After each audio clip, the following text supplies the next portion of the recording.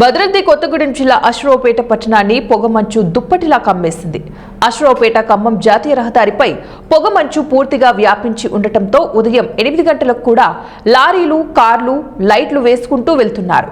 వాహనాలు దగ్గరికి వచ్చే వరకు కనపడకపోవడంతో ఏమైనా రోడ్డు ప్రమాదాలు జరుగుతాయేమోనని స్థానికులు భయాందోళనకు గురయ్యారు. మంచు తీవ్రత తెల్లవారుజామున తీవ్రంగా ఉండటంతో వాహనాలు ఎక్కడికక్కడ నిలిచిపోయి ట్రాఫిక్ కు అంతరాయం ఏర్పడింది. మంచు తీవ్రత తగ్గిన తర్వాత వాహనాల రాకపోకలు మొదలయ్యాయి. ఉదయం వాకింగ్ కి వెళ్లే వారికి దగ్గరగా ఉన్న రోడ్డు కూడా కనపడకపోవడంతో వాకింగ్ కి బ్రేక్ వేశారు.